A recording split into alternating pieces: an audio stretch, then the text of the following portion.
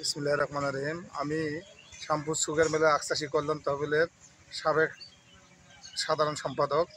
আমি চাই Shyampur sugar mill আবার পুনঃচালিত হোক। আসসালামু আলাইকুম, বিসমিল্লাহির রহমানির রহিম।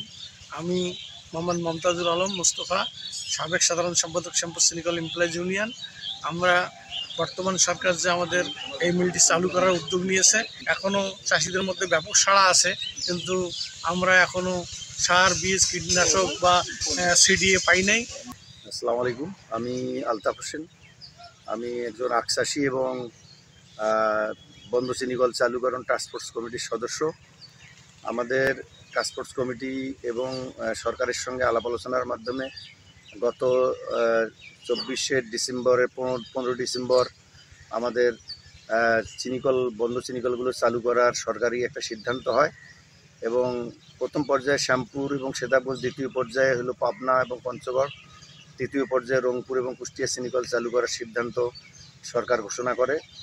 আসন্ন যে বাজেট আসতেছে, এই বাজেটে আমরা শ্যামপুর চিনিকল দ্রুত আখ উৎপাদনের জন্য আমাদের যে সার, বীজ, কীটনাশক এবং আখ উৎপাদনের জন্য ব্যবস্থা গ্রহণ করার জন্য আমরা সরকারের কাছে আমরা আহ্বান করতেছি। আসসালামু আলাইকুম, আমি Mohammad Azharul Islam, CDA Shyampur sugar mills limited.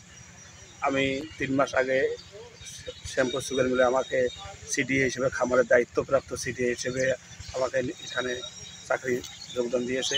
তো আমি খামারের কুষা আখ সম্পর্কে সর্বাত্মক চাষিদের সাথে কথাবার্তা বলতেছি। চাষিরা আখ চাষে আগ্রহ এবং আমাদের ফার্মে যে আখ আছে, এই আখ আমরা বীজ হিসেবে চাষিদের মাঝে বিতরণ করব। 2000 একর আখ উৎপাদন করতে আমাদের যে বীজের প্রয়োজন, এটা আমরা ইনশাল্লাহ খামার থেকে সরবরাহ করব। কিন্তু এখানে চাষিদের প্রশ্ন হচ্ছে, আপনাদের সরকার কর্তৃক নির্ধারিত সিডিএ এখন মধ্যে সুগার মিলে যুক্ত হয়নি এবং সার বীজের কোনো ব্যবস্থা গ্রহণ করা নেই। এ বিষয়ে ঊর্ধ্বতন কর্তৃপক্ষের সঙ্গে কি আপনি আলোচনা করেছেন?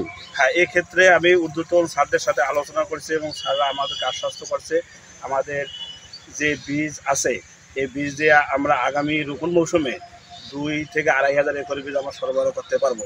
এই ক্ষেত্রে আমি চাষিদের সাথে যোগাযোগ করতেছি।